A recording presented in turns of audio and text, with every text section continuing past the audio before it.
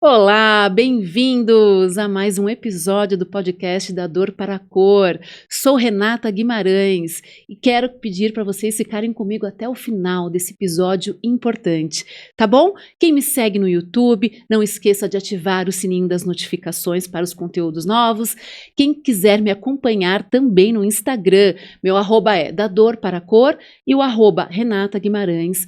Ponto oficial, tá? Hoje o episódio, eu me incluo nele, vamos falar muito sobre mitos e verdades do transtorno do TDAH. E a minha convidada é a psicóloga Bárbara Marques. Bárbara Marques é psicóloga clínica, pós-graduada em terapia cognitiva e comportamental. E ela vai nos dar orientações sobre o transtorno do TDAH, os benefícios, os desafios e as conquistas de quem possui. Eu possuo, tá bom? Então, pessoal, fica comigo até o final. Compartilha esse episódio com quem você ama, com quem você acredita que esteja passando por algum processo desse ou está desconfiando. Isso é muito importante, tá? Então, vem comigo. Olá, Oi, doutora, tudo bem? Bem-vinda ao Muito podcast obrigada. da Dor para a Cor. Estou muito feliz aqui da sua presença. Também, muito obrigada pelo convite. Imagina. Bom, conversamos muito nos bastidores e você sabe que eu sou uma TDAH, então eu também vou aprender mais sobre esse mundo que é normal do TDAH. É isso que nós temos que deixar aqui, tá, pessoal? Nós temos muito mais habilidades do que ser rotulado pelo TDAH. Uma palavra que hoje eu vou colocar aqui, além da empatia, são 3 palavras: empatia, paciência e compreensão, tá? Vamos lá, doutora. Então, Vamos olha, lá. eu quero entender primeiro o que é o TDAH. O TDAH, ele é um transtorno de déficit de atenção e hiperatividade, né? Então, é um transtorno de neurodesenvolvimento, então os sintomas aparecem ali durante a infância, geralmente. Então, você não se torna TDAH do nada, né? Você já nasce TDAH e você mantém esse transtorno o resto da vida, né? Tá. Você pode, óbvio, fazer tratamentos e que vão aliviando os sintomas, mas é um transtorno de neurodesenvolvimento, então ele surge ali pelo menos até os primeiros 12 anos ali. Certo. E assim, Bárbara, eu entendi então que a pessoa nasce, ela não adquire com o tempo, né? Exatamente. Então, quais são os sinais, assim, bem fortes ou não, né? Porque às vezes os sinais estão aí, a família não percebe. E eu queria que você me falasse quais são os sinais na primeira infância.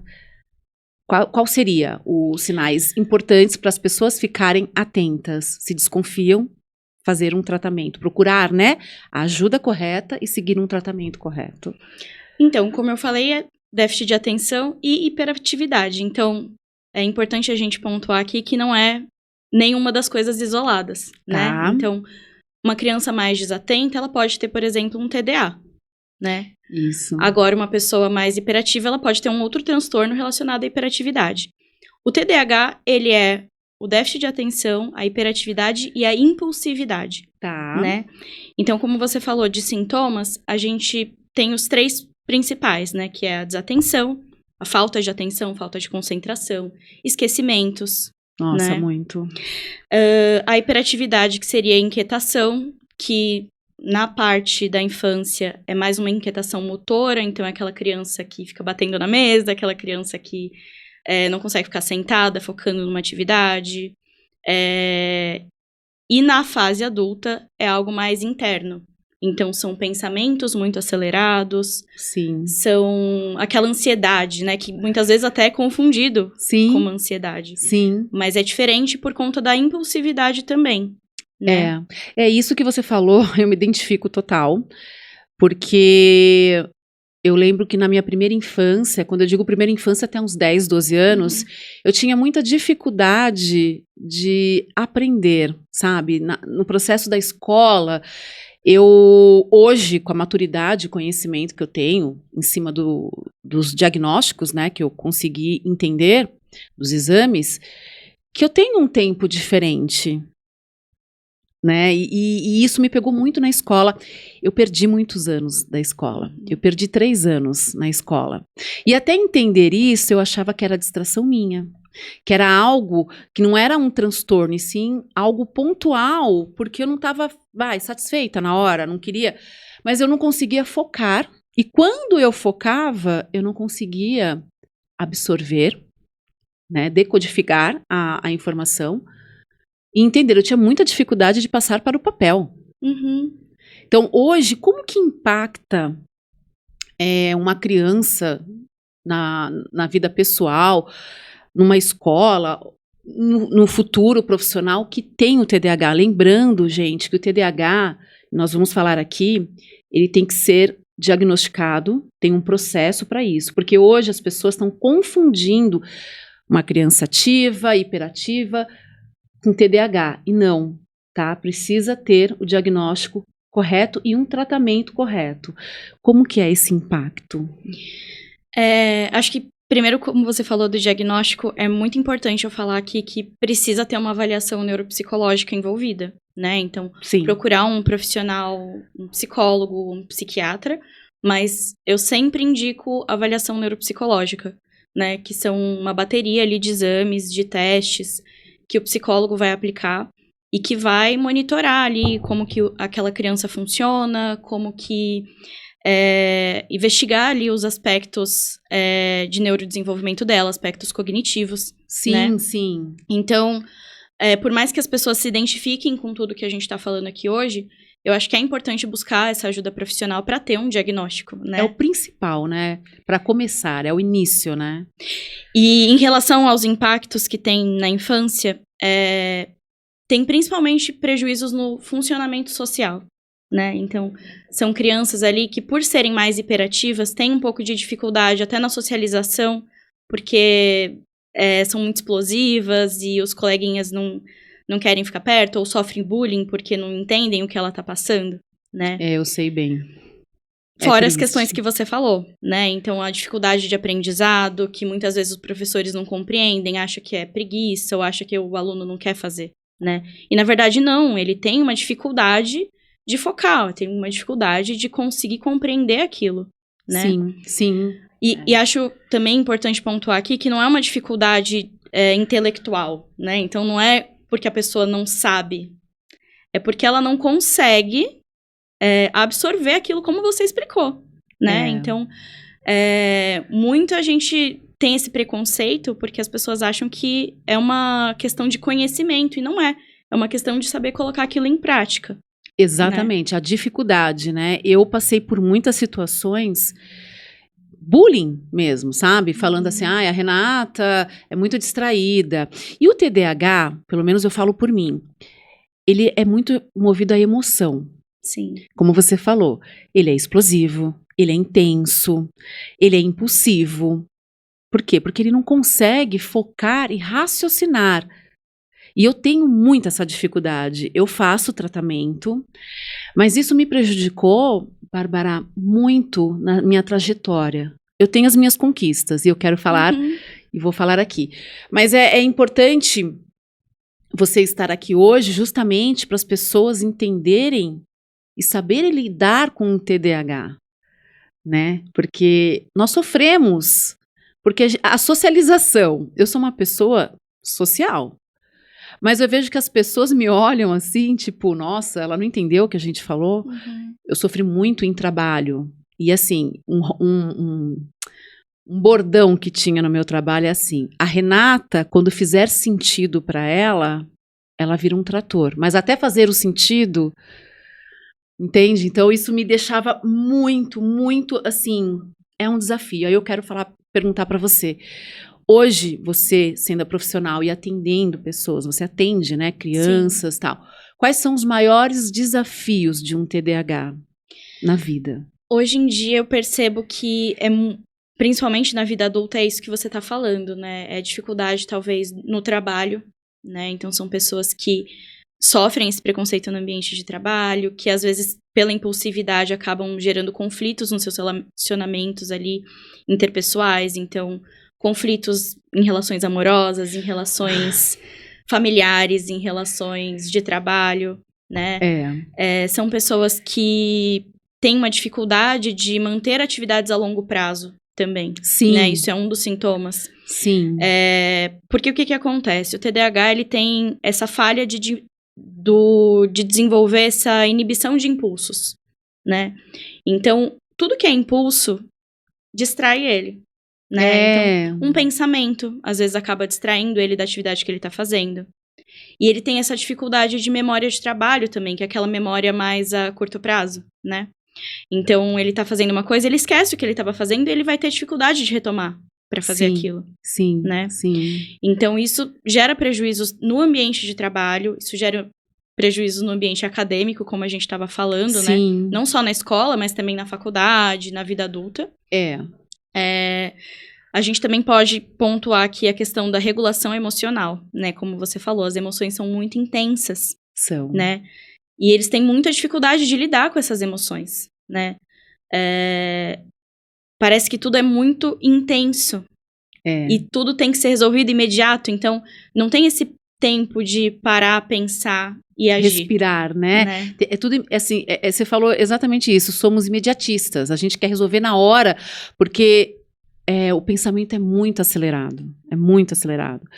Eu com o meu processo disso tudo, eu tinha muita dificuldade de finalizar alguma coisa. Eu estava executando, mas eu já estava pensando uma outra coisa que eu já tinha que fazer. E aí eu não fazia bem o que eu estava fazendo na hora.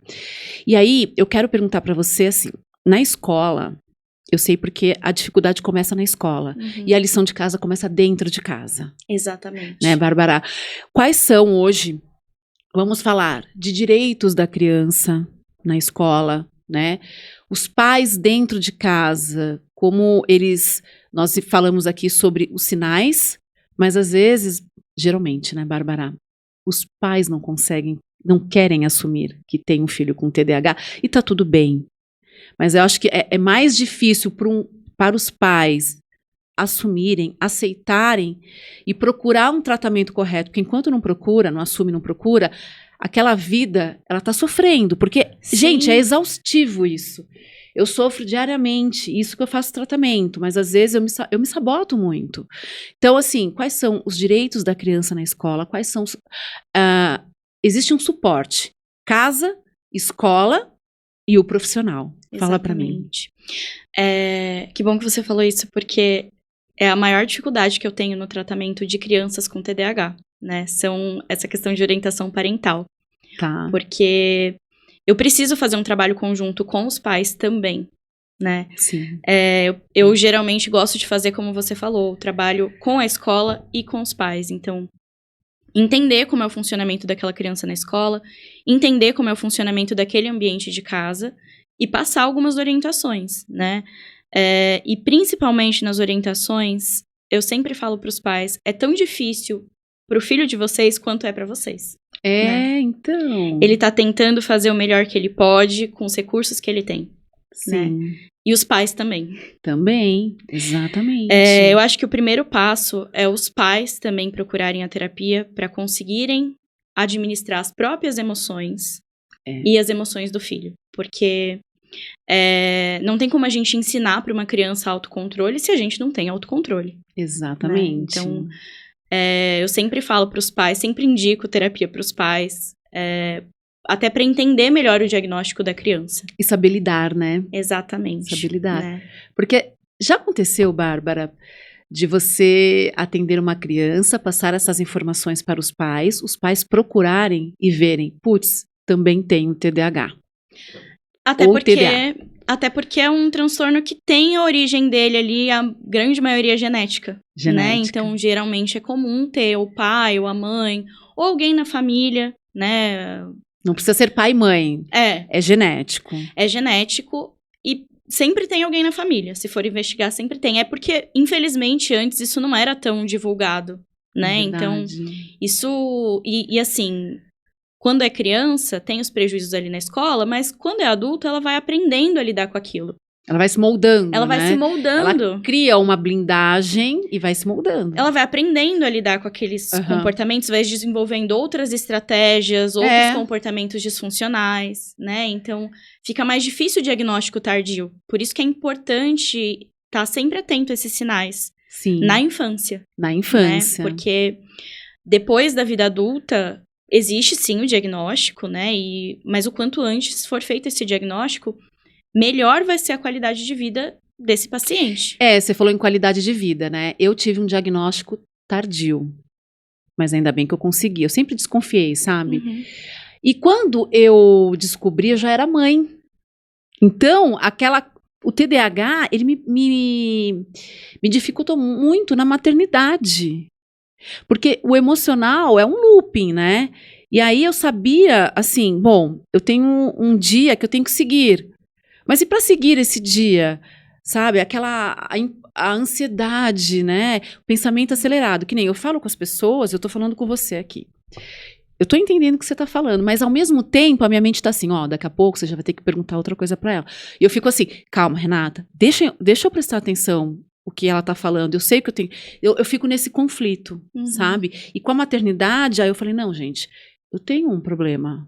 E eu preciso entender esse problema. Sim. E não é curar, mas assim, tratar. Porque me prejudicou muito até aqui. E graças a Deus, tem as conquistas, né?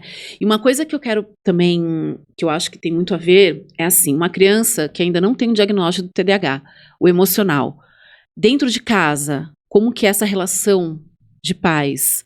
Isso influencia muito da criança mudar o foco, ficar hiperativa. Os pais hoje estão muito, assim, trabalhando muito, olhando muito para o pódio. E aí não presta atenção na atividade da criança, chegam cansados em casa. A mãe tem que fazer outras tarefas junto com o pai. E a criança está ali. Socorro. É muito importante isso que você falou, porque... é um dos pontos que eu trabalho na orientação parental, né? Que é olhar para o seu filho. Desenvolver essa relação com ele de amizade mesmo, de entender o que ele tá passando e ajudar ele a superar esses desafios juntos, vocês dois, né? Porque, como eu tava falando, a criança ela tem essa dificuldade de regulação emocional. E se os pais, né, não conseguem ajudá-la nisso... fica muito mais difícil, né? Fica um ambiente muito conflituoso. Fica. E isso que você estava falando da correria do dia a dia, que todos nós hoje estamos envolvidos, né? Às vezes a gente esquece de olhar as tarefas de casa, às vezes a gente esquece de dar atenção para aquilo que importa, né? Prioridades. Né? E ter um filho com TDAH é algo difícil, é um desafio. Mas também é uma possibilidade de você se olhar e de você conseguir ali ajudar o seu filho nessas questões. Sim, né? Sim. E o autoconhecimento também, né, Bárbara? Os pais que vão aceitar isso, eles começam a se autoanalisar também, né? E eu sempre falo, é encontrar o seu filho onde ele tá, né? E não onde você gostaria que ele estivesse, né? É enxergar a realidade, tentar entender... quais são as reais dificuldades dele, não o que você gostaria que ele estivesse fazendo. Adorei. É isso mesmo, é onde ele está. É isso. E uma coisa que ajuda também bastante é manter essas regras para as crianças, né? Essas rotinas muito claras, né? Então, como o TDAH ele já tem essa dificuldade de se organizar, de entender todas as situações. Sim. É importante que tenham regras claras, é importante que tenham horários para fazer as coisas, tenha uma rotina assim fixa, sim, né? Para que a criança possa aprender com os pais a se organizar. Disciplina é uma palavra que faz parte da minha vida. Exatamente. Eu tenho trabalhado muito isso, sou mãe, sou empreendedora, eu tenho um monte de demandas no dia a dia, então, para uma TDAH é difícil. Para quem não já é difícil para mim, então. E aí eu começo a falar, gente, qual é o maior desafio? Como lidar no dia a dia de uma forma leve? Porque a gente se cobra muito. Os pais, principalmente, porque é exaustivo. Você tem que dar uma atenção a mais. Você tem que estar mais presente.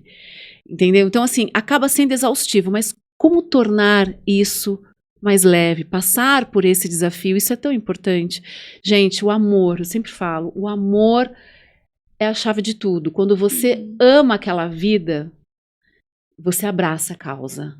Você começa a entender. Eu sempre falo, antes de me julgar, de fazer bullying, procura entender o que é o TDAH.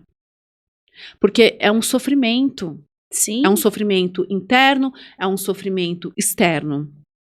E não é um tratamento assim fácil. Sim. Não é. O momento de aceitar já é um desafio, né? Então, depois que você aceita, que você inicia o tratamento, que começa essa jornada. Exato. Né? Que bom, né? Quando você começa essa Sim. jornada. Eu ouço muito, Bárbara, a sociedade falando assim, ai, ela se vitimiza, ela usa o TDAH dela como justificativa da distração, do emocional, da impulsividade, da ansiedade. Eu, no meu luto com meu pai, o meu TDAH aguçou muito mais, tá? E agora nós vamos entrar no tratamento. Então, como que é? Tá, eu desconfio que meu filho tem TDAH. Qual é o tratamento? Que existem graus, isso é importante, Sim. tá? Por isso que é importante a busca correta do tratamento. O diagnóstico, né, ele é feito por um profissional da área da saúde, como eu estava falando, avaliação neuropsicológica. Certo. É importante que atenda ali de 5 a 6 critérios, no mínimo, né, do DSM. Então, não é porque você se identificou com 1 ou 2 sintomas do que a gente está falando que você tem TDAH. Né? De qualquer forma, se você se identificar, eu acho que é importante buscar ajuda profissional, porque mesmo que você não tenha TDAH, você pode ter uma qualidade de vida melhor e você pode tratar, né? Sim. Tentar melhorar esses sintomas. Então, mas o diagnóstico mesmo, ele é feito com base nesses 5 ou 6 critérios do DSM, né? Tá. E aí, como você estava falando, ele pode ser predominantemente hiperativo, predominantemente desatento ou combinado. Né? Então, dependendo dos sintomas que a pessoa tiver, vai ser um desses 3 tipos. E é importante também aqui falar que cada TDAH é um TDAH, né? Não existe uma receita de bolo, não existe um rótulo, um padrão, uma caixinha que a gente coloca essa pessoa. É verdade. Né?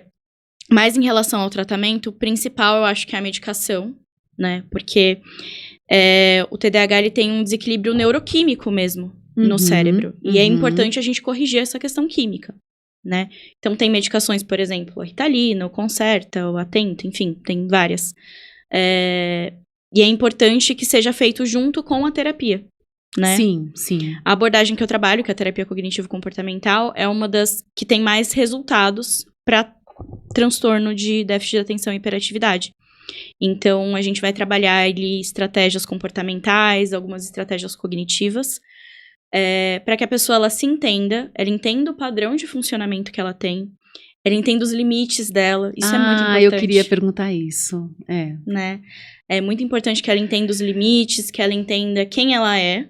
Sim. E que aí sim, ela desenvolva estratégias para lidar com tudo aquilo, né? Nossa, você falou uma coisa que é muito bonita até, entender os limites.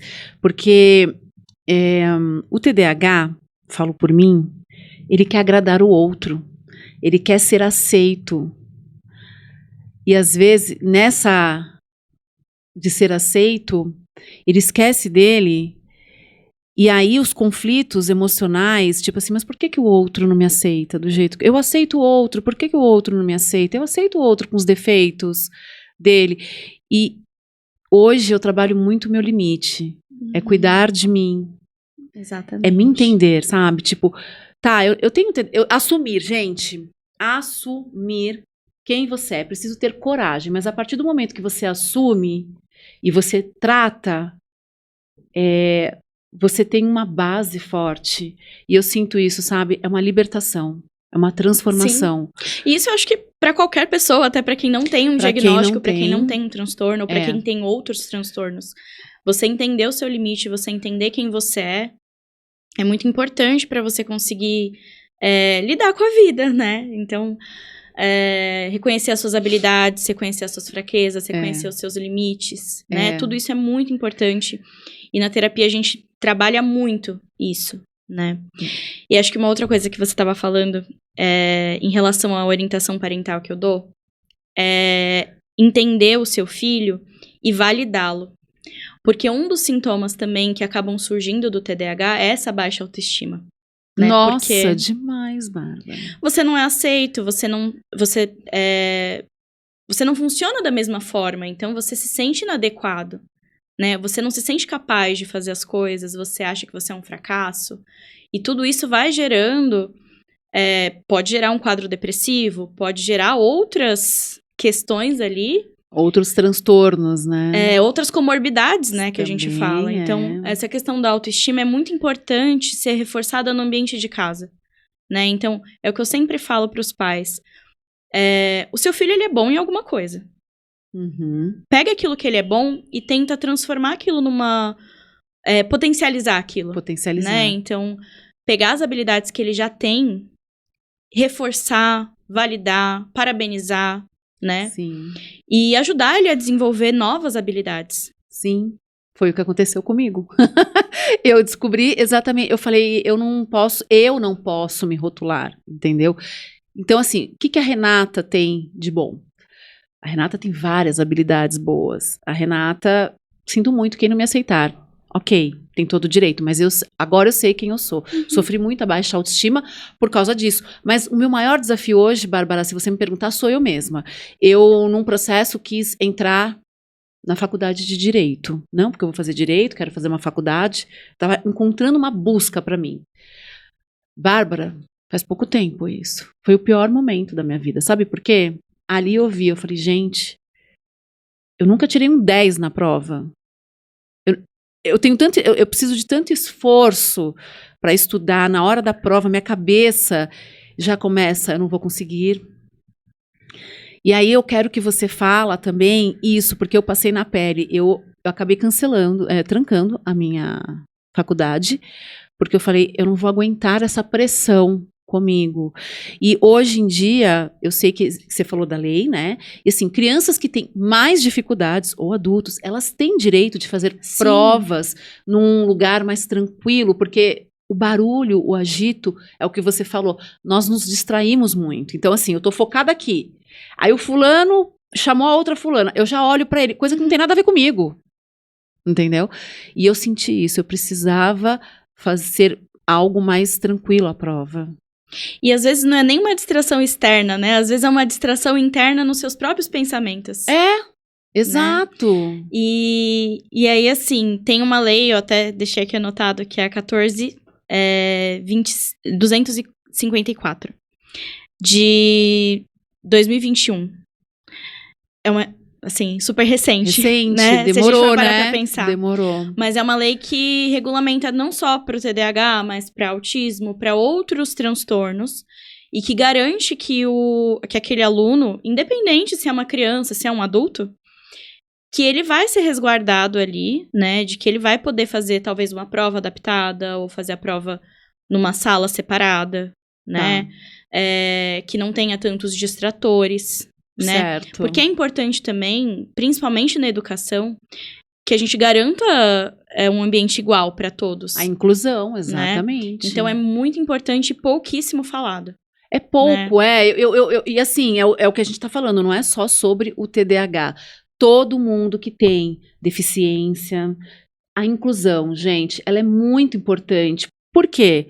Por que nós é que temos que nos adaptar ao mundo de quem não tem alguma... Eu acho que não tem deficiência, não tem transtorno, sabe? Por que os lugares não podem ser adaptados de uma forma, sabe, neutra, assim? Tipo, olha, eu no trabalho, eu sempre fui uma pessoa muito determinada, né? Eu sou uma excelente funcionária. Uhum. Porém, é uma luta para mim chegar no trabalho, primeiro passar pela entrevista. Que aí eu já começo. Eu tenho dificuldade de interpretação. Esse foi um dos pontos que eu saí da faculdade de Direito. Eu tive uma crise de ansiedade no meio da prova, porque cada questão é uma redação. Imagina para mim. Sim. Eu nem estava no final, já tinha esquecido o início. Quando eu chego num processo seletivo, eu vou confiante. Eu sou da fala, eu não sou. Então, o meu primeiro processo seletivo de escrita era para fazer uma redação. Aí eu falei, tô frita. Fiz a redação, passei. Só que aí começou assim, ela tem muita dificuldade. Sim, eu tenho, não nasci sabendo. Então, eu quero entender hoje um adulto, nós falamos das crianças, isso é importante porque é o início lá de casa. Mas um adulto que tem TDAH, como que é essa vida dele no trabalho, esses desafios? Porque nós vamos falar também, Bárbara, não só das dificuldades, dos desafios, nós vamos falar das conquistas, que eu acho que é um ponto assim que a gente tem que deixar bem claro para as pessoas, porque cada vitória tem que ser comemorada. Exatamente. Né? Mas no trabalho, um TDAH, desculpa, ele é mal visto. Infelizmente, né, e aí eu acho que como um todo, não só para o TDAH, mas para outros transtornos também, as empresas elas têm pouquíssimas políticas de saúde mental, né, de promover um ambiente organizacional ali que seja saudável para o funcionário, né, isso eu acho que é algo que a gente precisa sempre falar sobre. Sim. E sempre, assim como as leis, né, também lutar para que isso exista nas empresas. Sim. Né? Porque assim, no ambiente organizacional a gente está lidando com várias pessoas, a gente não está olhando para uma única pessoa. Então é muito importante que a gente tenha essas políticas de pesquisa de clima organizacional, por exemplo, né, do RH, para ele entender quem são aqueles funcionários, promover talvez palestras, benefícios que deem acesso à terapia. Super importante. Né? Até para conhecimento mesmo, porque muitas das vezes, como a gente estava falando, o adulto ele não sabe que ele tem TDAH. Né? Ou outro transtorno, porque não foi diagnosticado, não foi falado sobre, e ele simplesmente seguiu a vida dele, desenvolveu comportamentos ali, né? E como você estava falando, não é porque a pessoa tem TDAH que ela não consegue fazer mais nada, né? Ela pode desenvolver outras habilidades, né? Ela pode ser boa em outras coisas, ela pode fazer outras coisas, né? O transtorno, ele não te limita. Não. Eu acho que a partir do momento que você tem um diagnóstico, que você inicia o tratamento, a medicação ajuda muito no tratamento, né? Então, aquilo que você estava falando da prova, desenvolver estratégias para lidar com esses momentos. Né? Isso, estratégias. Como lidar com isso? No ambiente de trabalho, eu acho que seria interessante a gente pensar mais como um todo, né? Porque pode ter outros funcionários ali na empresa que também tenham TDAH ou outros transtornos, né? Então, desenvolver aquelas dinâmicas de grupo para que a equipe se conheça, para que a equipe saiba trabalhar junta. Eu acho importante isso até para a empresa, sabe? Exatamente. Porque assim, eu sou um case de sucesso com TDAH. Eu desenvolvi bem, tive muitas conquistas e vou ter mais. E aí, no ambiente de trabalho, eu vou falar, muitas pessoas ali não sabem que tem TDAH, ou sabem que tem, camufla, com medo, com vergonha, né, de como, será que eu vou ser aceito? Exatamente. Será que não sei o quê? Então, para o RH, uma colaboradora que nem eu, que é excelente, é um desperdício perder. Por quê? Eu sou boa no que eu faço. Sim, quando faz sentido para mim, eu sou um trator. E eu fui. Entendeu? Então, assim, o RH, entender, colocar palestras. Eu acho muito bacana um suporte psicológico que a empresa possa oferecer para esse colaborador. A gente está falando agora de saúde mental, que está interligada, que não dá para tirar da vida pessoal. E eu sou uma TDAH que pago muitos boletos. Então, eu não vou tipo, a sociedade, eu vou me diferenciar. Não, eu sou um ser humano normal, com defeitos, imperfeita, que está em busca de melhorar. Sim. Mas eu tenho um transtorno. Eu sofro de 3 transtornos. Eu tenho TDAH, ansiedade e tive depressão. Não é vitimismo, é realidade. Porque se eu camuflar, eu não vou tratar. Exatamente. E isso vai piorar, não é, Bárbara? E no ambiente de trabalho, se o RH fizer essas dinâmicas, custo-benefício para o RH é melhor, porque ele vai ter um líder com TDAH, mas assim, é um desenvolvimento do funcionário, sabe? De estar lá, a performance dele, tudo melhora. Um funcionário que está satisfeito, ele produz muito mais. O rendimento melhora. Uma equipe que está bem integrada, que está em sintonia, ela produz muito mais. Produz muito mais. Então, assim, eu, nessa minha trajetória de trabalho, além da vida pessoal, eu, graças a Deus, eu tive suporte, assim, sabe? Eu tenho uma Mônica, a minha gerente, Mônica Tílio, eu trabalhei com ela entendeu. Ela falou, essa menina é boa. Uhum. Ela vai seguir. No tempo dela, mas ela vai. Então ela me deu essa oportunidade de mostrar. Eu tenho meu tempo, mas eu garanto para você que eu vou conseguir. E consegui. Então isso é o que faz a diferença da inclusão, da empatia. Você deve pegar casos assim. E eu acho sensacional quando os pais chegam ali. Meu filho tem TDAH. Tá, mas a orientação parental. Descobri que eu tenho também. Agora você vai entender o mundo do TDAH. Eu acho sensacional, porque ele também pode estar passando por dificuldades há tempos. E ele precisou ter aquela criança, aquele filho, para mostrar para ele. O mundo funciona com TDAH, com deficiência, independente, o mundo, as pessoas são seres humanos em primeiro lugar, né? Então, agora eu quero falar também a parte boa. O TDAH é uma pessoa muito simpática. Simpatia. A emoção. É uma característica da personalidade daquela pessoa, né? Então, é aquilo que a gente estava falando. Independente de um transtorno, você é um ser humano. É um ser humano. Que pode ser uma pessoa simpática, que pode ser uma pessoa comunicativa, que pode ser uma pessoa com outras qualidades, né? Sim. E acho que, como você estava falando, né? Quando a gente entende o transtorno, quando a gente entende as dificuldades que a gente tem por conta dele, fica muito mais fácil da gente desenvolver habilidades, né? Para compensar essas dificuldades que a gente tem. Essas dificuldades, exatamente. Né? Então, é importante a gente se enxergar como um todo, na verdade, né? Aquilo que eu estava falando, não colocar em caixinhas. Porque não tem como a gente ver o transtorno do TDAH só como um rótulo, né? Não pode ser. É um ser humano. Em primeiro lugar. É um ser humano com potencialidades, é um ser humano com habilidades. E por mais que a própria pessoa, às vezes, não se enxergue dessa forma, que é aquilo que você estava falando, né? Da baixa estima e tudo mais, através da terapia, ela conseguir se enxergar dessa forma, né? Conseguir sair desse rótulo. E é isso que eu estou em busca, sabe? De sair desse rótulo e falar, Renata, é muito mais do que um TDAH.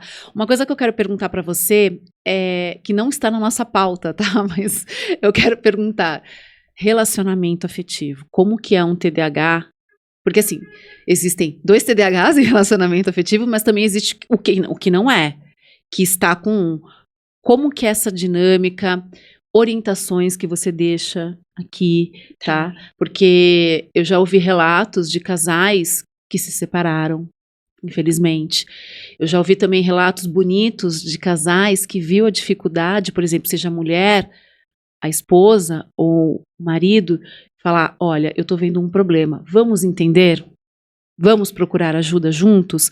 Eu tô com você. É parceria. Eu amo você na alegria, na tristeza, porque também, às vezes a pessoa não tem paciência e prefere sair. Eu acho que isso serve para qualquer relação que a gente tenha, independente do TDAH ou não, mas eu acho que se entender e olhar para o outro da maneira como ele é, né? Então, como você falou, entender essas dificuldades, ajudar a pessoa a se reconhecer, ajudar a se organizar, como a gente estava falando ali na orientação parental também. Que né? É isso mesmo. Porque se você sabe que a pessoa ela tem uma dificuldade naquilo, você pode ajudá-la, né? Mas o TDAH, ele tem muita dificuldade de relacionamentos interpessoais justamente por isso. Não só porque as pessoas não entendem e porque tem essa desinformação, né? Como a gente estava falando, muita gente acha que é preguiça ou que a pessoa faz porque ela não quer fazer.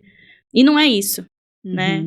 Tem uma dificuldade. Sim, né? Tem. E ela não quer ter aquela dificuldade. Ela não quer ser aquilo, ela não quer ser, né, aquilo, ela não quer agir daquela maneira. E é um sofrimento muito grande envolvido. né? Então, se você não tem o apoio do seu parceiro, da sua família, das suas amigas, né? De toda a sua rede de apoio ali, as coisas ficam muito mais difíceis de lidar, né? Ficam e eu vejo muito assim, sabe? Porque, em primeiro, é o que a gente está falando aqui, somos seres humanos com defeitos e qualidades. Só que aí chega uma hora que os defeitos começam a ser mais vistos do que as qualidades. E isso é uma coisa que me chateia na sociedade, sabe? Eu venho tratando, faço terapia, isso mexe muito com a autoestima. E aí me desencadeou a ansiedade, onde eu descobri minha obesidade. E aí piorou tudo. Aí nós vamos... eu entendi dos tratamentos, Bárbara, mas eu quero compartilhar com você uma das coisas que me ajuda muito é o esporte. Sim. Atividade física é o que eu falo, na verdade, para todos os pacientes, né? Para todo mundo, na verdade. Não tem contraindicação você fazer atividade física. Eu acho que proporciona uma sensação de bem-estar que, para vários transtornos, para ansiedade, para depressão, para o TDAH, ajuda. Né? Principalmente para essa questão da impulsividade, né? Então, o TDAH ele é muito impulsivo. É aquilo que a gente estava falando da raiva, né? Ele não tem esse meio tempo de parar, pensar e agir, né? Ele sente e ele age. Gente, é isso. A atividade física ajuda muito nesse ponto, né? Porque você descarrega aquela raiva, aquela energia, né? Aquela agitação. Uhum. Então, te traz aquela calma. Meditação, atenção plena, né? São coisas que também ajudam, mas é como eu sempre falo, não existe uma receita de bolo. Né? Então, é importante que a pessoa busque a terapia, porque na terapia vão ter essas estratégias individuais, porque cada pessoa é uma pessoa. Exato. Né? Às vezes, ela não vai ter as mesmas questões, os mesmos sintomas que uma outra pessoa que também tem o mesmo diagnóstico. Uhum. Né? Então, é importante que ela busque a terapia, que ela busque se autoconhecer, para que ela entenda o que serve para ela, quais são as estratégias que vão funcionar. Os limites, né? Exatamente. Eu acho que é importante isso, se conhecer. O ser humano já tem que praticar o autoconhecimento, mas Sim. Quem tem essas dificuldades, acho que é importante. Você me clareou aqui algo que eu sofro muito.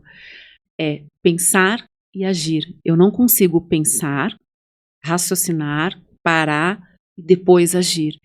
E isso é um exercício que eu venho trabalhando comigo, que não é fácil, mas não é impossível. Então, para quem está em casa, independente da situação que você esteja passando, temos que também saber identificar, porque burnout, por exemplo, não é um TDAH, Sim.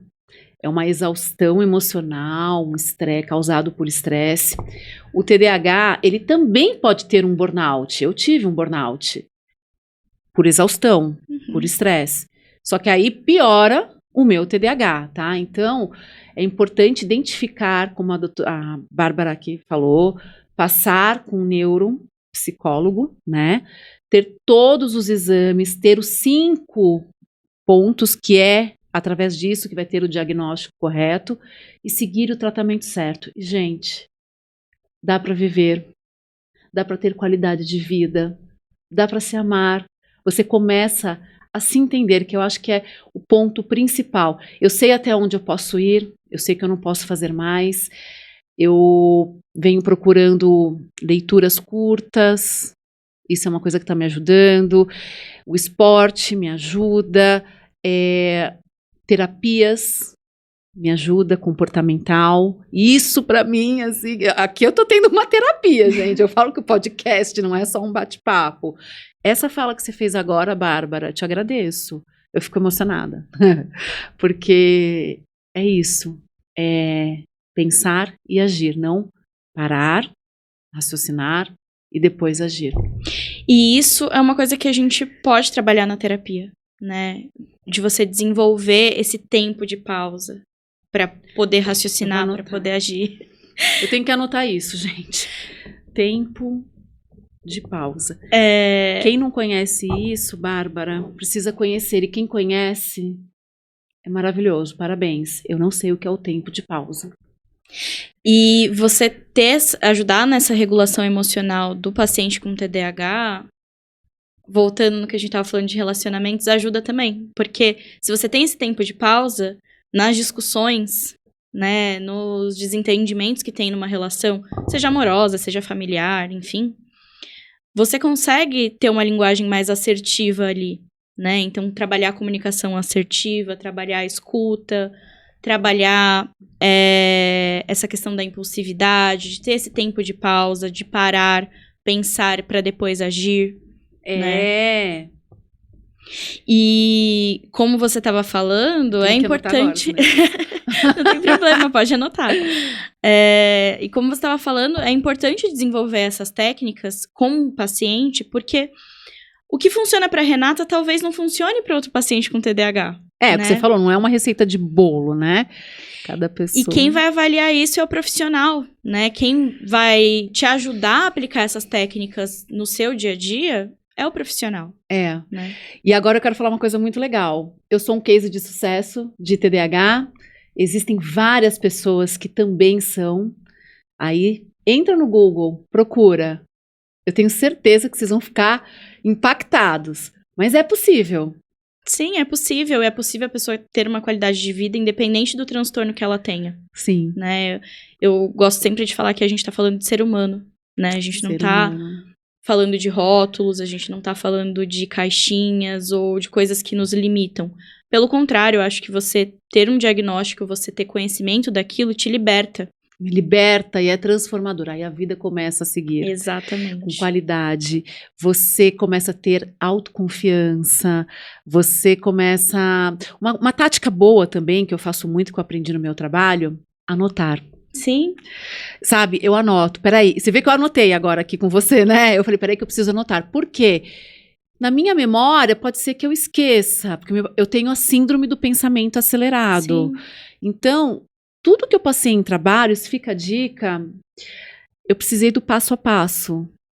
Eu ficava com vergonha de pedir ajuda, porque eu pedia muito ajuda, né? Aí a pessoa falava, vai lá, vem ela. E sim, então eu comecei a anotar e seguir meu passo a passo. E eu consegui me desenvolver e ser sucesso. Isso é muito bom, tá, gente? Fica a dica.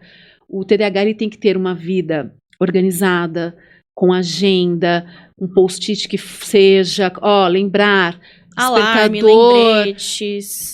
Anotações. Escrever é um exercício cerebral, vai estimular, né? Exatamente. Quando você está escrevendo, você está lendo, visualizando, então você vai... Isso para mim me ajuda muito. Para o podcast, eu escrevo. Fuga Saudável, o livro, a escrita, isso me ajudou muito, Bárbara. Eu me descobri. E você organizar as tarefas por prioridades, colocar ali numa lista do que você precisa fazer no dia, organizar aquelas atividades por tempo, né? Então tem várias estratégias que a gente pode ir trabalhando na terapia e desenvolvendo junto com o paciente, daquilo que faz sentido dentro da realidade dele e das dificuldades que ele vai tendo.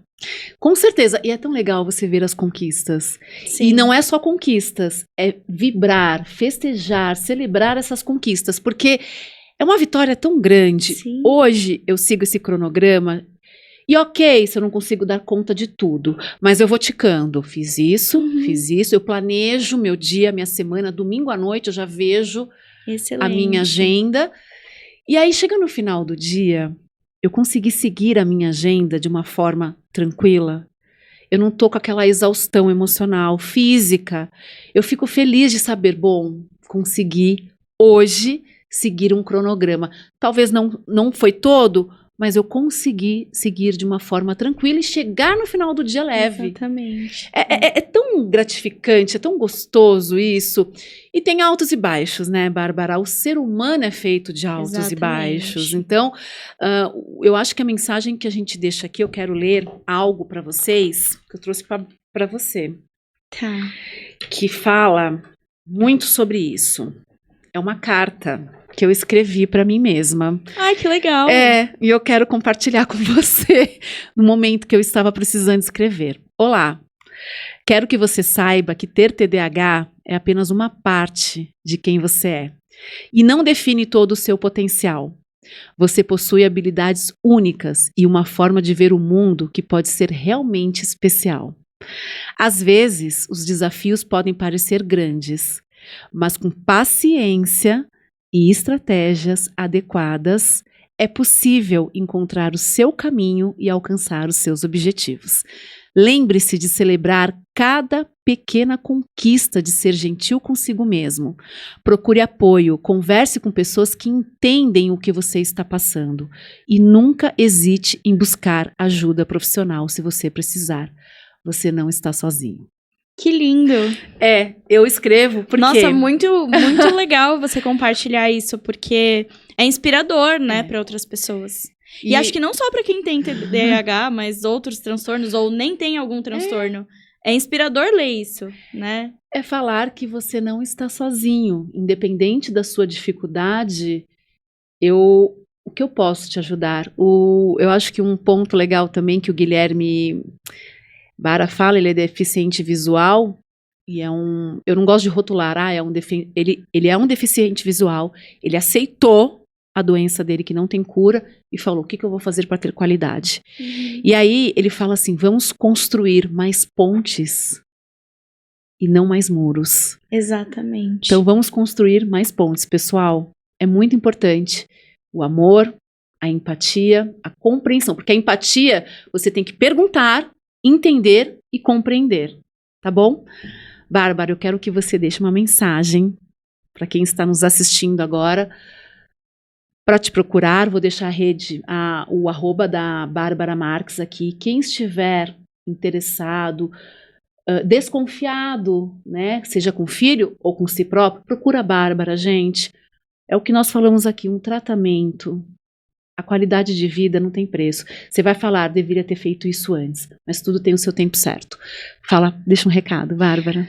Eu queria dizer que tudo que a gente falou aqui, se você se identificou com algum desses sintomas, independente de você ter um diagnóstico ou não, é importante que você busque ajuda profissional para que você tenha qualidade de vida, né? Então, independente do diagnóstico, eu acho que todos nós aqui somos seres humanos, né? E é importante que a gente se entenda os nossos limites, entenda as nossas habilidades, desenvolva novas habilidades, e tudo isso é através da terapia, né? Exatamente. A terapia nos possibilita nos conhecer. É maravilhoso. Estabelecer limites e superar esses desafios que, mesmo que não seja de um transtorno, a gente pode acabar tendo, né, durante a vida. E assim,